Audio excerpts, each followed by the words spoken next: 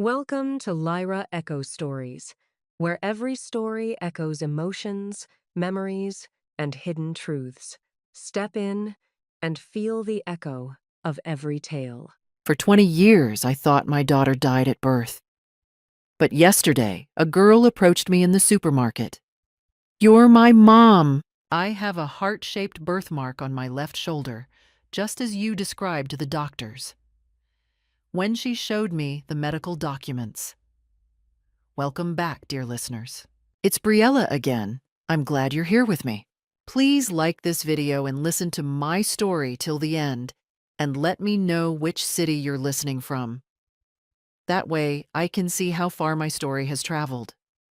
People always said I had a good life, and from the outside, I suppose they were right.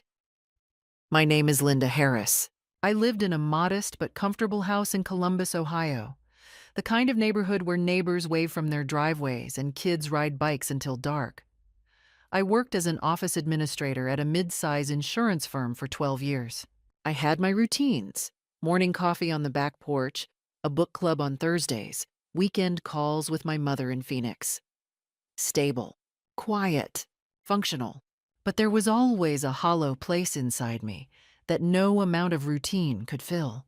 20 years ago, I had been 24 years old, unmarried, and deeply in love with a man named Daniel, who disappeared the moment the pregnancy test came back positive. I had carried that baby alone. Every appointment, every ultrasound, every sleepless night, in a small rental apartment with secondhand furniture and secondhand courage. I had chosen a name, Rose. I had bought a yellow onesie with a duck on the front and folded it into a drawer like a prayer. Then, at 36 weeks, something went wrong. I remembered the delivery room the way you remember a car accident, in fragments. The sudden silence where a cry should have been. The nurses moving too quickly, speaking too quietly. Doctor. Patricia Walsh's face appearing above me, composed and professional, her voice steady as she said the words, "Stillbirth." "I'm so sorry, Linda. There was nothing we could do. They told me it wasn't my fault. They told me these things happen. They told me they had taken care of everything, that I didn't need to see the body. It would only cause me more pain, and that the hospital would handle the arrangements." I had signed papers. I had believed them. I had grieved for 20 years. The grief didn't announce itself every day. It had become part of my architecture, like a load-bearing wall I'd learned to build around. I never had other children, not because I'd made a firm decision, but because somehow the years had passed and the desire never felt clean, never felt uncontaminated by that first loss. I dated occasionally. Nothing lasted. A therapist once told me I had complicated grief. I thought that was the understatement of the century. I had noticed the small things in the months before that Tuesday in October, though I hadn't known what to make of them. Twice, I'd received hang-up calls on my landline, a number I barely used anymore. A car I didn't recognize, a gray Honda, had been parked across from my house 2 mornings in a row. Once, at the pharmacy, a young woman had stared at me from 2 aisles over for so long that I'd finally looked up and met her eyes, and she'd immediately turned away. I told myself I was being paranoid. A woman living alone in her mid-40s.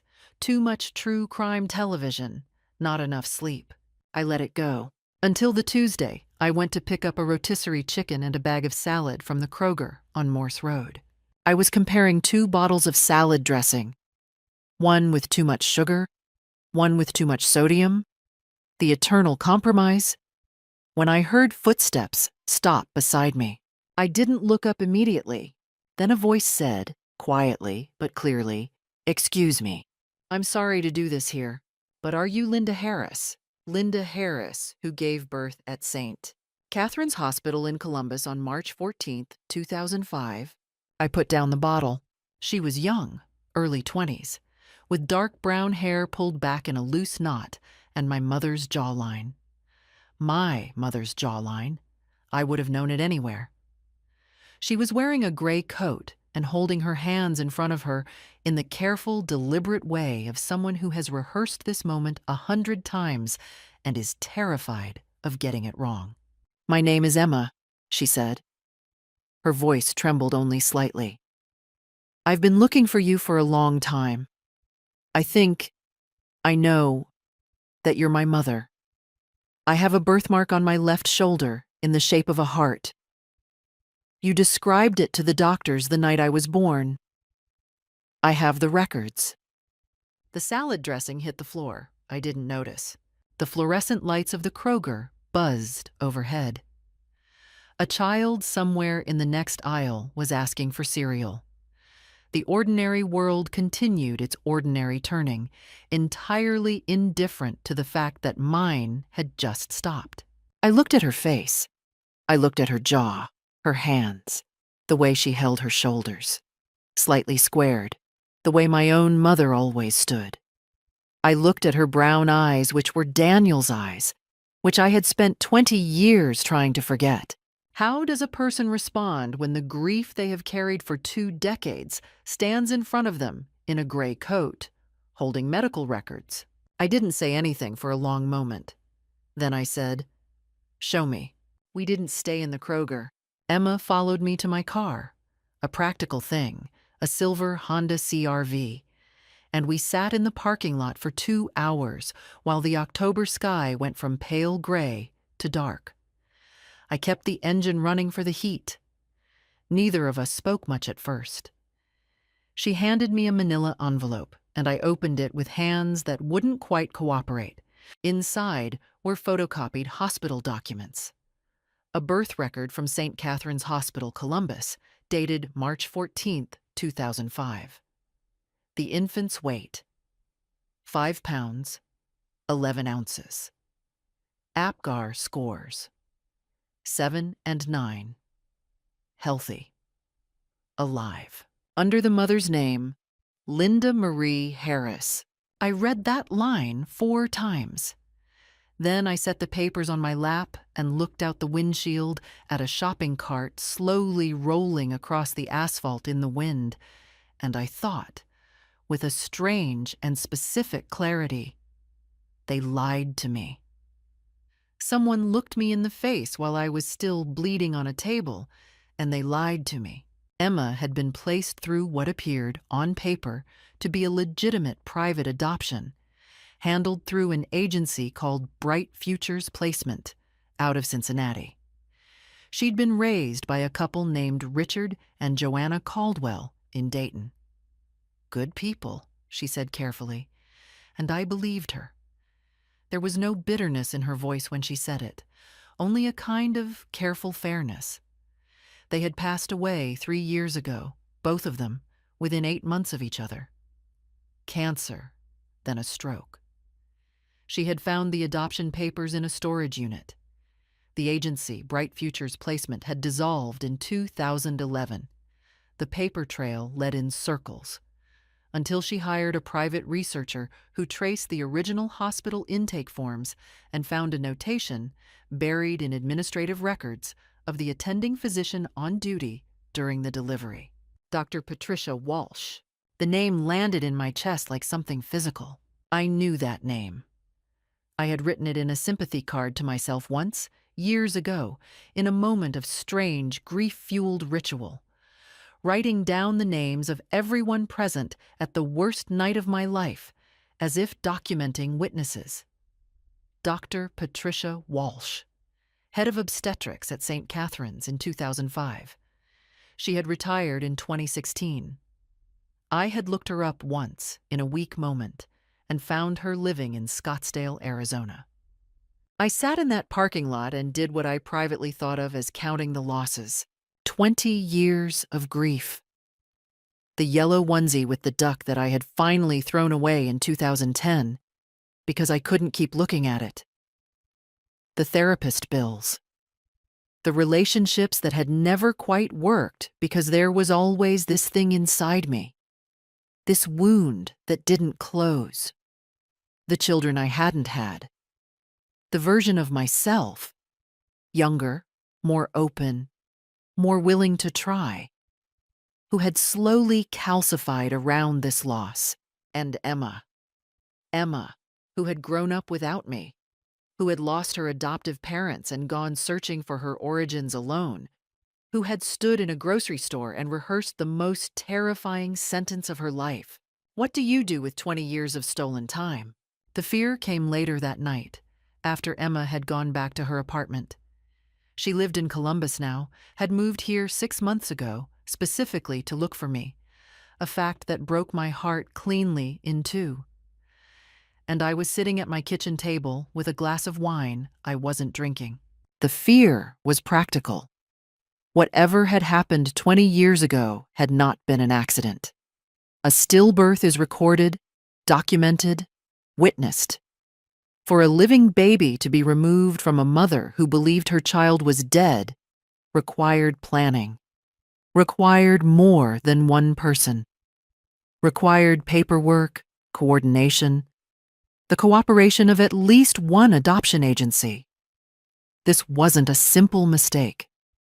This was a system, a small, deliberate system designed to take my daughter and make certain I never found her. Systems have people in them, people who might not want to be found. I was afraid. I will not pretend otherwise. I was a 44-year-old administrative assistant with no legal training, no connections, and a 20-year-old crime against me that had left no obvious evidence in my hands until 48 hours ago. But I was also, for the first time in 2 decades, something other than hollowed out. I opened my laptop. The first thing I did was take photographs of every document in Emma's envelope, front and back in good lighting, and email them to myself and to a cloud folder. Duplicates. Then I started a new document and wrote down everything I remembered from the night of March 14th, 2005. Every name I could recall. Dr. Patricia Walsh. The nurse who had been in the room. A heavy-set woman with red hair. I had never known her name. The hospital administrator who had come to speak with me the following morning when I was still in recovery. Then I wrote down what I needed. A lawyer. Not just any lawyer. Someone who handled civil rights violations, medical fraud, wrongful adoption. An independent DNA test to establish legal documentation of my biological relationship to Emma. Emma's cooperation, which she had already given freely, and, most critically, the identity and current whereabouts of Dr. Patricia Walsh and anyone else who had been part of what happened that night. The plan was not complicated yet, but it was a beginning. And after 20 years of having nothing, a beginning felt like everything. I found the lawyer through my therapist. Dr. Rena Okafor had been seeing me on and off for 6 years. She knew the shape of my grief better than anyone. When I called her the morning after the parking lot, she listened to everything I said without interrupting. Then she said, "Linda, I want you to write down the name Marcus Webb. He's a civil attorney in Columbus who has handled medical malpractice and civil rights cases. Tell him I sent you." I had an appointment with Marcus Webb 2 days later. His office was on the 4th floor of a building downtown. Modest, organized, the walls lined with case binders. He was in his late 40s, methodical, with the kind of still energy that made you feel like every word you said was being carefully filed away. I brought everything, the photocopied documents, my own written account, the photographs. I laid them on his desk in the order I'd organized them and talked for 40 minutes while he took notes. When I finished, he was quiet for a moment. Then he said, "If these documents are authentic, and I want to be clear that authentication will take time, what you're describing is a conspiracy to commit medical fraud, falsification of vital records, and an illegal adoption. The statutes of limitations are complex, but not necessarily closed. The civil route may still be viable, particularly if we can establish an ongoing pattern of concealment." He said it calmly, the way you might describe a complicated spreadsheet. But something in the word conspiracy landed solidly, and I was glad I was already sitting down. The first official step he recommended was the DNA test. Emma and I went together to a certified laboratory on a Wednesday morning, the kind of place with white walls and careful procedures, and gave our samples. Results in 5 to 7 business days.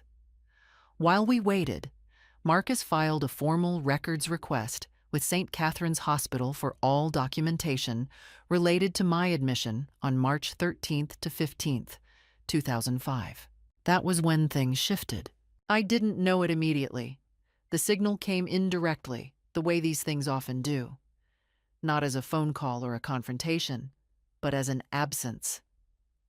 Marcus called me 4 days after the records request to tell me that the hospital's legal department had responded unusually quickly, citing a records retention policy and claiming that patient files from 2005 had been transferred to an off-site archive and were currently inaccessible pending a review process.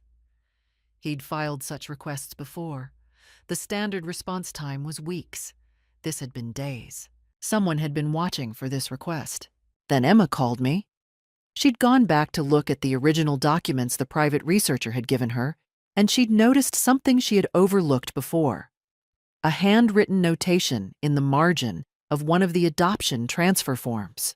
Small, in blue ink. Initials and a phone number, KD, and a Columbus area code. I brought this to Marcus. He ran the number against public records. It was listed until 2009 to a Karen Doyle, a registered nurse formerly employed at St. Catherine's Hospital in the obstetrics department. KD, the red-haired nurse in the delivery room. I had never known her name, and it had been written on my daughter's transfer paperwork the whole time. The DNA results came back on a Friday. Marcus called me at 8:47 in the morning, and I knew from the controlled steadiness in his voice before he said anything that it was what we expected. The test confirmed a full biological parent-child relationship between me and Emma Caldwell. Probability, 99.998%. I sat down on my kitchen floor, not dramatically, not collapsing, just sitting, and pressed my back against the cabinet and let myself absorb it. Not that I had doubted it. The jawline, the eyes, the birthmark. I had known in the Kroger parking lot with a certainty that preceded evidence. But knowing and proving are different things, and proof was what would make this real in the world. I texted Emma. It's confirmed. 99.998%. She replied with a single word. Mom. I looked at that word on my phone screen for a long time. Outside, it was raining. A cold November rain that streaked the kitchen window. The heating system clicked on. The ordinary sounds of an ordinary house that had been, for 20 years, too quiet. How do you grieve something you're still in the middle of losing and finding at the same time? I didn't cry. Not then. What I felt was harder and cleaner than tears. It was the specific, focused anger of someone who finally knows exactly what was taken from them, and more importantly, by whom. I called Marcus back and said, "Tell me what comes next." What came next was methodical and, for a time, almost quiet. Marcus had outlined 2 parallel tracks. The first was building the civil case, documenting the falsification of records, establishing the chain of custody of Emma's adoption paperwork, and creating a clear evidentiary picture of who had done what and when. The second was attempting to locate and depose the principals, Dr. Patricia Walsh, now 71 years old and retired in Scottsdale, and Karen Doyle, who, Marcus's investigator discovered, was living in a suburb of Columbus called Westerville, still working part-time as a home health aide. It was Karen Doyle we reached first. Marcus sent a formal letter, certified mail, informing her that she had been identified in connection with an ongoing civil investigation and that her cooperation would be both noted and expected. We didn't threaten. We didn't have to. The letter was precise and factual and named the documents in which her initials appeared. She called Marcus's office within 48 hours. I wasn't present for the call, Marcus had advised against it, but he relayed its substance afterward. Karen Doyle had been flustered, then defensive, then briefly tearful. She denied any wrongdoing. She claimed she had only followed instructions. She said she had been told the baby was being placed with a family who desperately wanted a child, and that the mother, me, had been emotionally unstable and incapable of providing appropriate care. She said Dr. Walsh had handled all the arrangements with the adoption agency. She said she hadn't known it was illegal. She knew, Marcus said flatly after relaying this. She may not have understood the full legal exposure, but she knew. 3 days after that call, my plan hit its first wall of force. I came home from work on a Thursday evening to find a car parked in my driveway. Not the gray Honda I'd noticed weeks ago, a black SUV, current model, out-of-state plates, Arizona plates. 2 people were sitting inside. When I pulled up, they got out. The woman was tall, late 60s, silver-haired and immaculately dressed in a camel coat, with the precise posture of someone who had spent a lifetime being the most powerful person in the room. I recognized her from the photograph Marcus's investigator had pulled. Dr. Patricia Walsh. The man with her was younger, perhaps 40, in a dark suit. He didn't introduce himself. "Linda," Dr. Walsh said, with the same composed professional voice I had last heard 20 years ago above a delivery table. "I think we need to talk." "I think you should speak with my attorney," I said. My voice was steadier than I expected. She smiled, not warmly. "I was hoping we could handle this privately, for everyone's sake, including Emma's." The way she said Emma's name, as if she owned it, as if she had rights to it, made something in me go very cold and very still. She continued talking. She was calm, methodical. She said that what had happened 20 years ago had been done with the best intentions, that I had been young, alone, in financial distress, that the Caldwells had been a stable, loving family, that Emma had had a good life, that dragging this into court would mean publicity, Emma's name in the news, Emma's origins exposed, Emma's life disrupted. "You've only just found her," Dr. Walsh said. "Do you really want to put her through that?" The man in the suit spoke for the first time. "Any legal action will be contested vigorously," he said. "We have resources. This process will take years. It will cost you more than you can afford financially and otherwise. We're offering you an alternative." He named a number. I won't repeat it here. It was large enough to suggest they were genuinely afraid. Is this what accountability looks like when the powerful feel threatened? A parking lot offer? A veiled threat wrapped in civility? "Get off my property," I said, "and understand that this conversation has been recorded." It hadn't been. But the man glanced at the woman, just briefly, and that glance told me everything I needed to know about their confidence in their own position. Dr. Walsh held my gaze for a moment longer. Then she said, very quietly, "I hope you reconsider, for Emma's sake." And they got back in the SUV and drove away. I went inside, locked the door, and sat at the kitchen table for a long time. My hands were shaking slightly. I texted Marcus. Walsh was just at my house.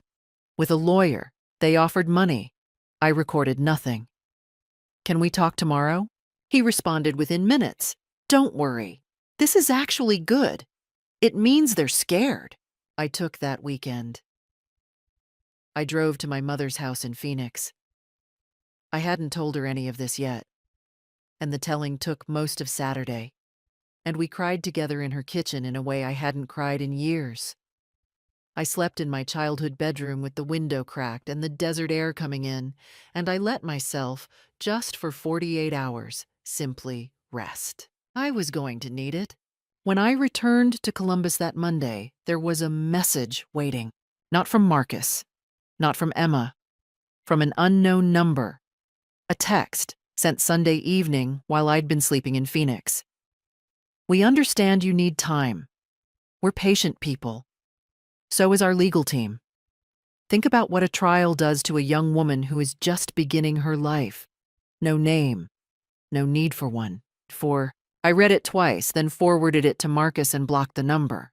That was the pattern of the weeks that followed. They didn't confront me again directly. Instead, they applied quiet, ambient pressure. The kind designed not to provoke, but to erode. A second message came through Emma's email, not mine. Someone posing as a journalist, claiming to be working on a story about illegal adoptions in Ohio, and asking Emma if she wanted to comment before publication. Emma, to her credit, forwarded it immediately to Marcus without responding. "They're trying to frighten her," Marcus said. "They want her to pull back. If Emma decides this isn't worth the cost, your case loses its most essential witness." "Emma isn't pulling back," I said. "I know, but they're going to keep testing that." I'd like to say I felt nothing during those weeks, that I moved through the pressure with serene, unshakable calm. That wouldn't be entirely true. There were evenings when I sat with the lights off in my living room and let the fear settle over me like weather. The fear that they were right, that this would take years, that I would spend money I didn't have, and emotional reserves I couldn't replenish, and come out the other side with nothing but a legal bill and a fractured relationship with the daughter I had just found. But here is what I discovered about cold calm. It isn't the absence of fear. It's what happens when you look at the fear and decide it is not the most important thing in the room. The most important thing in the room was the yellow onesie I had thrown away in 2010. The most important thing in the room was Emma sitting across from me at my kitchen table, drinking coffee and telling me about her college years, about the dog she'd had as a child, about the way she'd always felt slightly unmoored without knowing why. 20 years of a life I had not been present for. That was the most important thing. What would you trade for 20 years? Marcus advised me during this period to be careful about who I spoke to. Not secretive, but careful. The case was not yet filed publicly. The more people who knew the details, the more vectors there were for information to reach Walsh's legal team. I understood the logic. I followed it, mostly. But I needed support that existed outside of legal strategy. I found it in 3 places. The first was my mother, Eleanor Harris, who had driven herself from Phoenix to Columbus the second weekend in November and parked herself in my guest room for 3 weeks. She was 72, sharp, and furious in the specific contained way of a woman who has been polite all her life and is done with it. She cooked, she organized, she sat with me in the evenings and said very little. But her presence in the house was like ballast. I had not understood, until she arrived, how much of my steadiness in those weeks came from simply not being alone. The second was a woman named Diane Cho, who ran a support group for mothers who had experienced pregnancy loss and its complex aftermath. I had attended the group years ago, briefly, and left because the grief was too raw. I returned now, but under different circumstances. I didn't share the full details of my situation. Marcus had advised discretion. But I told the group that I had recently learned my loss was not what I had believed, and that I was in the process of reclaiming something. The women in that room looked at me with a kind of recognition that I felt in my sternum. They had all been navigating the gap between what they'd been told and what was true. The third support was Emma herself. This one was more complicated. She was my daughter, and also a young woman I had known for 6 weeks. The relationship between us was real but untested. A tightrope we were both crossing very carefully. But she had a quality I had not expected: steadiness. She did not waver. When the fake journalist email arrived, She'd been angry, not frightened. "They think I'm going to protect them to protect myself," she said, sitting across from me with her coffee cup held in both hands. "They're wrong about who I am." She had, I realized, her grandmother's jawline and her grandmother's stubbornness. I watched the gray Honda from across the street some mornings. I was nearly certain now it was connected to Walsh's people, a paralegal or a private investigator keeping tabs. And I felt the specific, clarifying sensation of being watched by people who were more afraid of you than you were of them. Let them watch, I thought. We are building something they cannot dismantle. Marcus filed the civil complaint on a Tuesday in late November.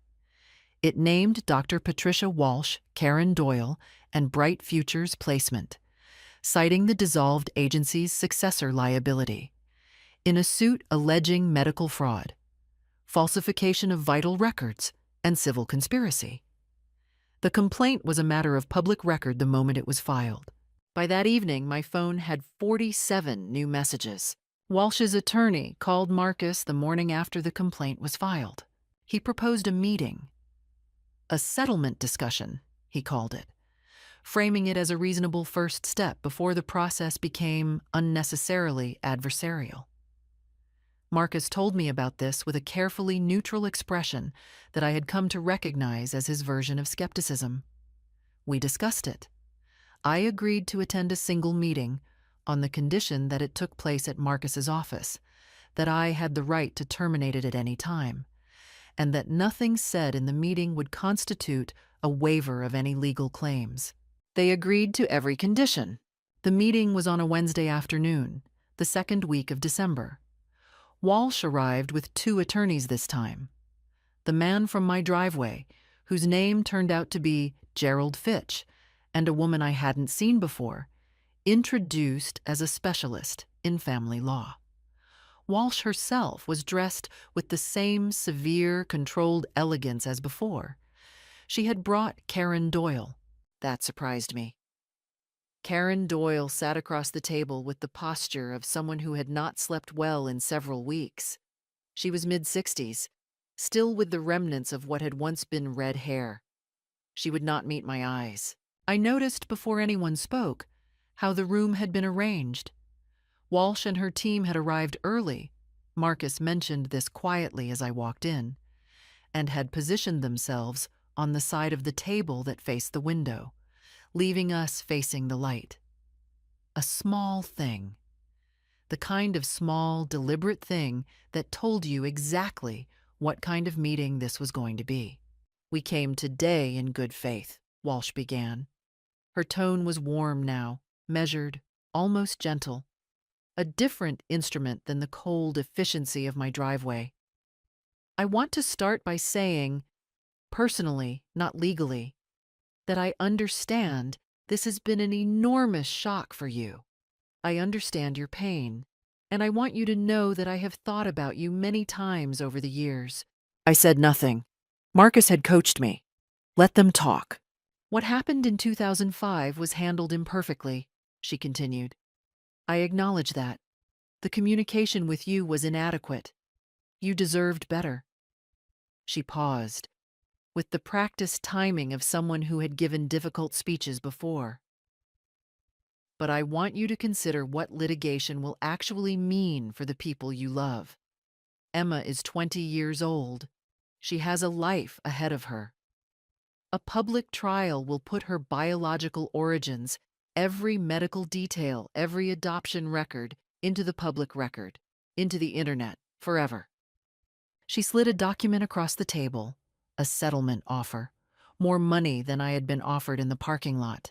"Additionally," Fitch said, in the measured tone of a man presenting a business proposal, "you should know that any extended litigation may cause Emma significant psychological stress.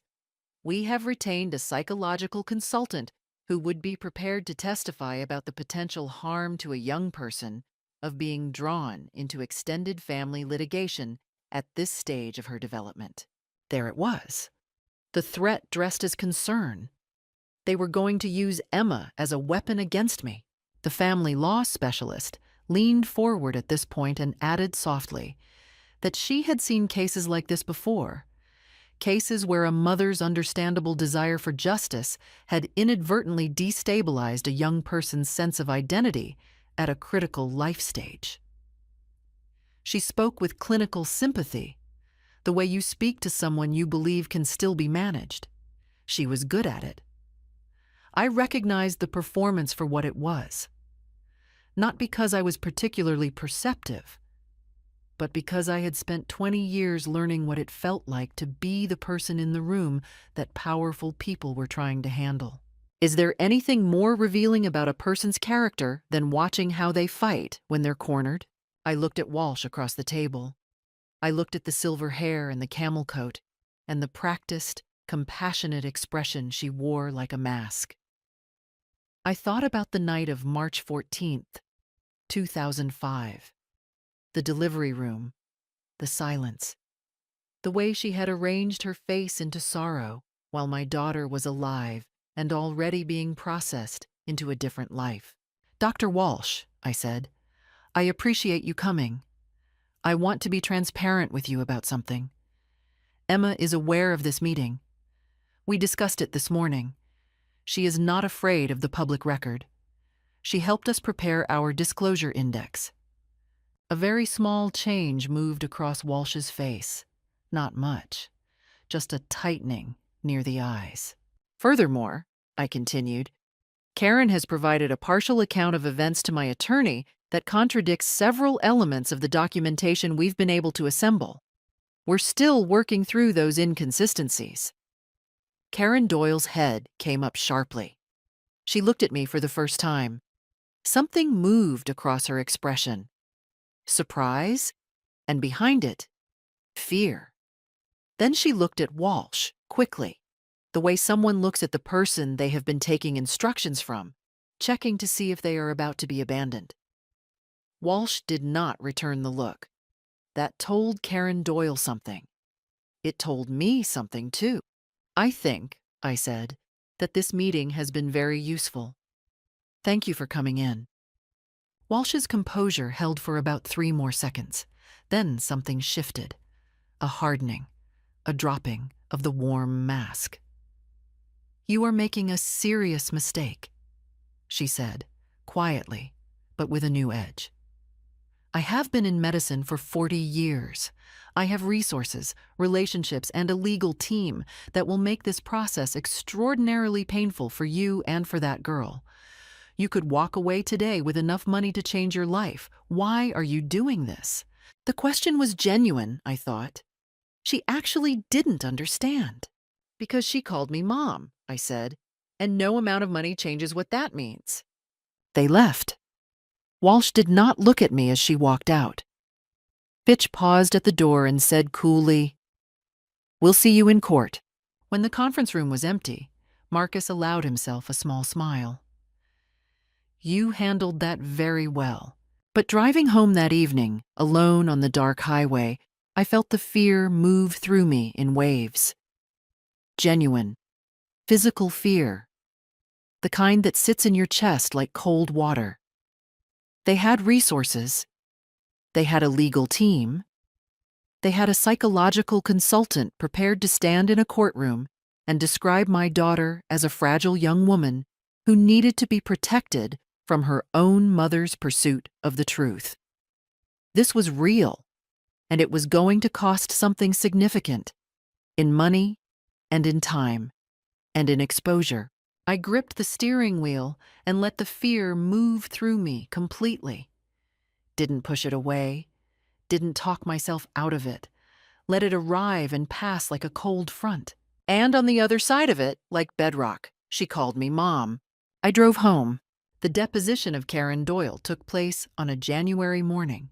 Marcus had been working toward it for weeks, and what happened in that room, I know partly from what I witnessed, and partly from what Marcus reconstructed for me afterward. Emma was not present. We had agreed she would be insulated from the most procedurally difficult parts of the process wherever possible.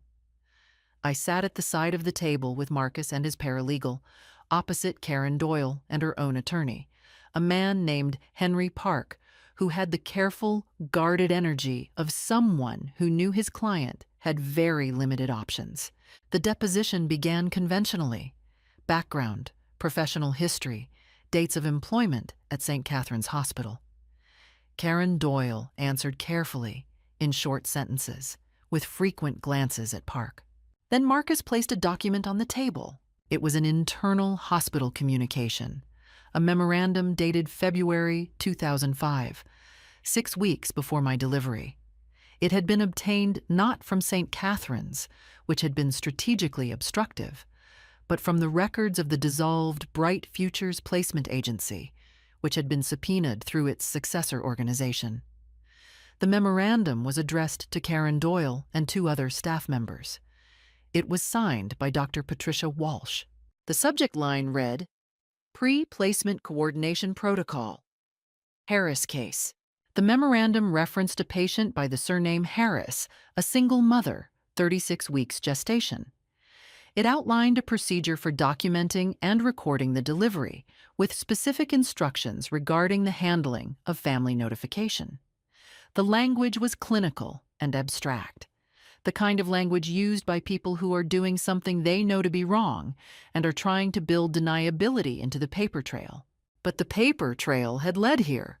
Karen Doyle read the memorandum. The color left her face in sections. "Ms. Doyle," Marcus said, "this memorandum establishes that you were briefed on the handling of Linda Harris's delivery 6 weeks before it occurred. Can you explain what pre-placement coordination protocol refers to in this context?" Park leaned over and whispered to his client. Doyle shook her head slightly. Then she said, "I want to speak with my attorney privately." They took a 20-minute break. When they returned, Park announced that his client wished to revise her earlier testimony in several respects. What came out over the next 2 hours was not a confession of malice. Karen Doyle did not describe herself as a villain.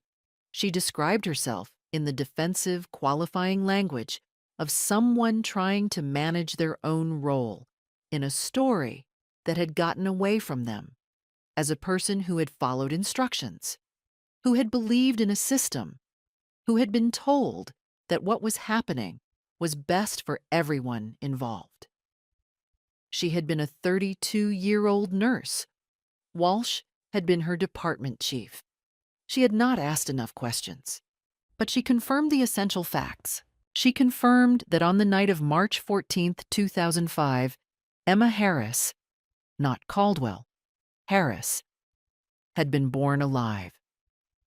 She confirmed that I had never been informed. She confirmed that Walsh had handled the arrangements with Bright Futures. She confirmed the handwritten initials on the transfer document were hers. She also confirmed, and this was the detail that I had not been prepared for, the one that sat in my chest for days afterward, that she had held Emma. In the first minutes after the birth, while I was still on the table, Karen Doyle had held my daughter. She had carried her out of the room. She had been the last person in that space who connected my world to Emma's, and she had walked away with her and said nothing. I kept my face neutral.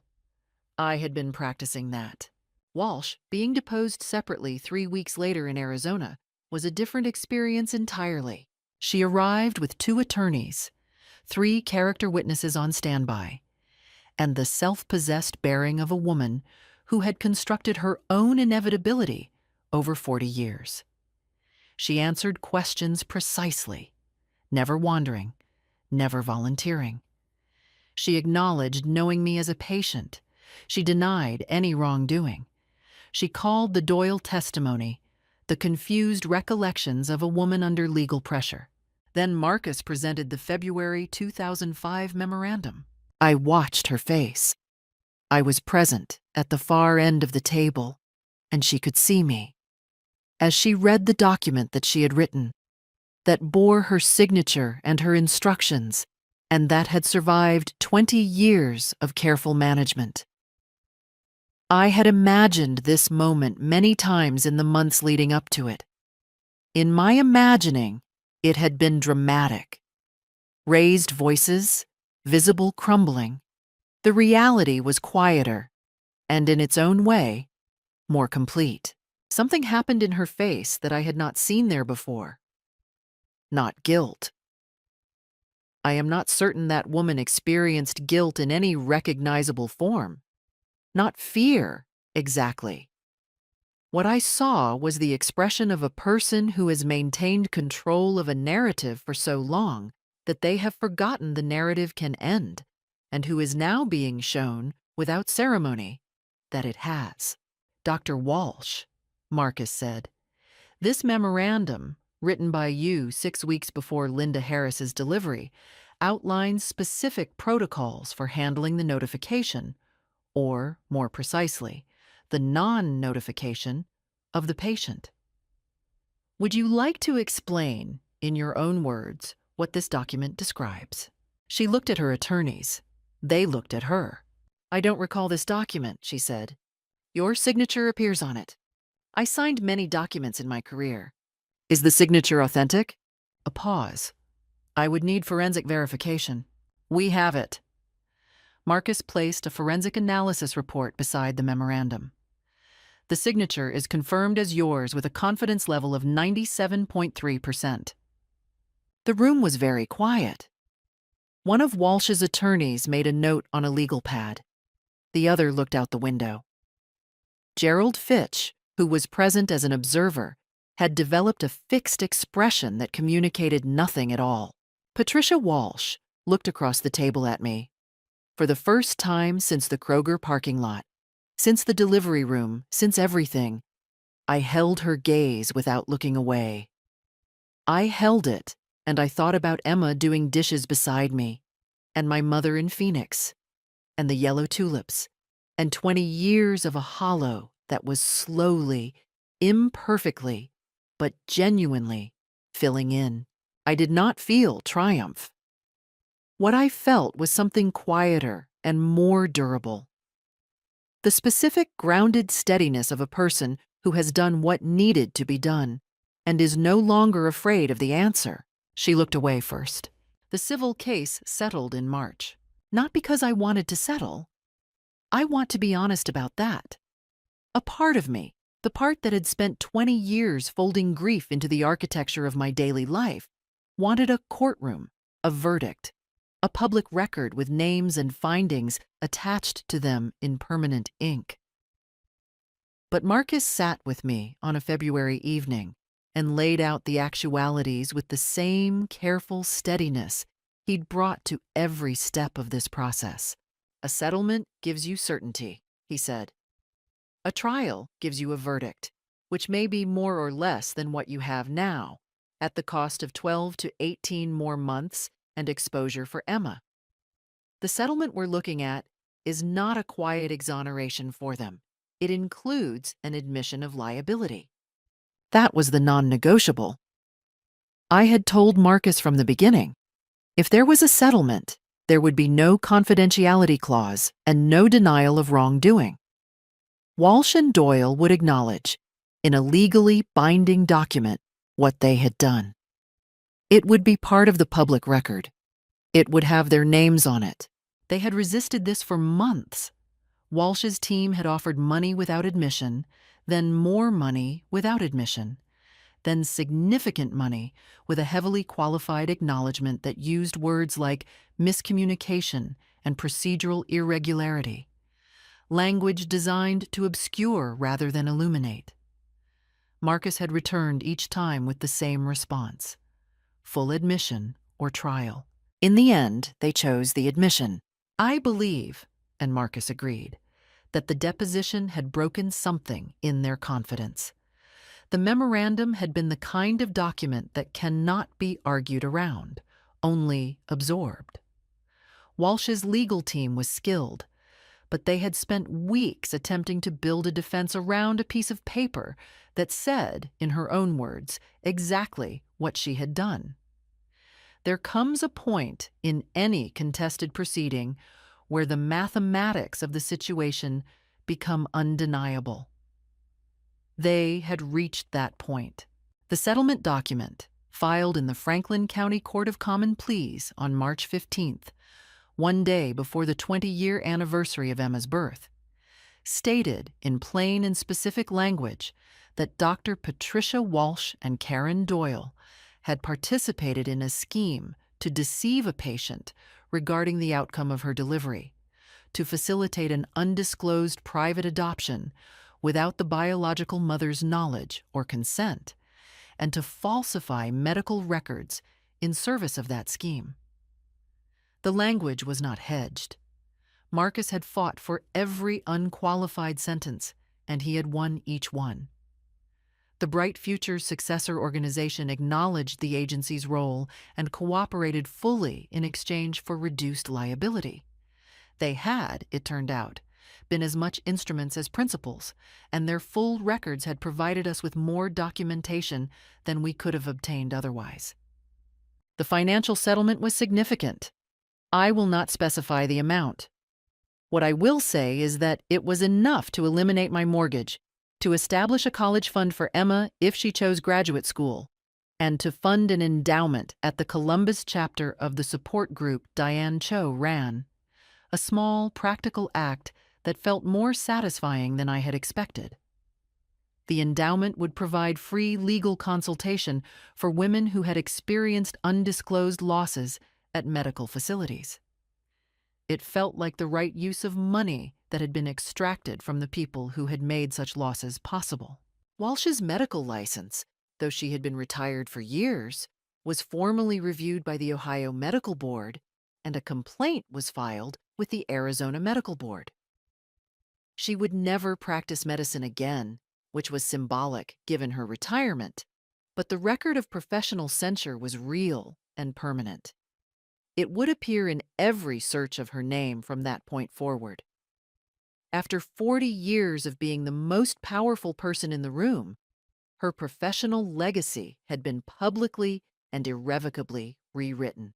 Karen Doyle, whose cooperation had been instrumental in the final months, received a reduced civil judgment. She had not been the architect, she had been a participant. The distinction mattered legally, if not morally. She made a private statement of apology to me in writing. 2 pages. Handwritten. The ink occasionally pressed harder in certain lines, as if the weight of the words had required additional force. I read it once and put it in a drawer. I haven't decided yet what to do with it. As for Emma, what happened with Emma was not part of any legal document. She came to dinner on the evening the settlement was signed. My mother was there. She had driven back from Phoenix specifically for the day, arriving that morning with a casserole dish and her good earrings. Emma brought flowers, yellow tulips, because she didn't know, couldn't have known, and yet somehow had chosen yellow. I stood in the kitchen doorway holding them and couldn't speak for a moment. We ate. We talked. My mother told embarrassing stories from my childhood, and Emma laughed, a real laugh, unguarded, with her head tilted back, and I sat across the table and let myself look at her openly for the first time, without the layered complexity of grief and legal strategy, and 20 years of absence pressing down on the moment. She was simply herself, a young woman at a table eating pot roast, learning about her mother's childhood. The most ordinary miracle. What does it mean to find what you lost when you had already learned to live without it? It means it is not the same as having it all along. It cannot be. But it is also not nothing. It is something new. A relationship that has its own shape, its own terms, built from the particular materials of who we are now, not who we might have been. It requires a different kind of love than the love of the yellow onesie and the folded hope, a love that has already survived loss and knows it and chooses to continue anyway. After dinner, Emma helped me do the dishes. We stood at the sink together, passing plates back and forth, and she said, "I want to say something, and I need you to know I mean it. I don't want you to feel guilty for any of it. What happened to you happened to you. You didn't lose me. They took me. I handed her a dish. I know, I said. I've been working on believing that. Me too, she said. We finished the dishes. Outside, it had started to snow. The first real snow of the year, coming down soft and steady. My mother fell asleep in the armchair in the living room with a book on her chest. Emma and I sat on the back porch, wrapped in blankets with cups of tea, watching the yard go white, saying very little, not needing to say much. It was, I think, the most ordinary evening of my life in 20 years, and it was the best one.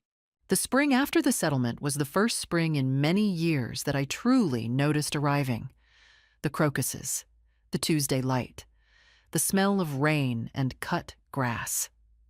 Small things, the kind that have nothing to do with legal victories and everything to do with whether your interior life has enough room to hold ordinary beauty. Emma and I saw each other every week. We learned each other without a template, inventing the grammar of the relationship as we went. She called me Linda sometimes and Mom sometimes. I never corrected either one because both were true. My mother moved to Columbus by August. Having her nearby, after so many years of quiet isolation, felt like another form of reclamation. I changed jobs that fall. Legal advocacy for patients in medical disputes. The first work that made sense in the context of my whole life. Patricia Walsh's social world in Scottsdale contracted sharply after the settlement became public. She moved back to Ohio. Her health declined. Early Parkinson's, a former colleague reported. I read this and felt neither satisfaction nor compassion, just clarity. She had made choices. The consequences were hers, and they no longer had anything to do with me. Karen Doyle lost her certification. Her written apology had felt genuine. I left her to her complications. Marcus was handling 2 new cases from families who had reached out after our settlement became public. That felt like the right kind of aftermath. Emma brought James to Thanksgiving. He did the dishes without being asked. I watched them across the table and thought about the yellow tulips she'd brought to the settlement dinner, not knowing what yellow meant to me, and something settled quietly in my chest. The things that belong to you have a way of finding you. Wisdom or sentimentality, I couldn't say. I decided to let it be both. Most of all, I learned that it is never too late to reclaim what is yours. What would you have done in that Kroger parking lot, holding those documents, looking at your daughter's face for the first time? Would you have been brave enough to say, "Show me"? I like to think most people would be. I like to think most people, when it really matters, find that they are more than they believed. If this story made you feel something, if it stayed with you, I hope you'll share it with someone who needs to hear it. Leave a comment. Tell me what you would have done differently. Your voice matters more than you know. And thank you for listening, for staying all the way to the end. That matters too. Thank you for being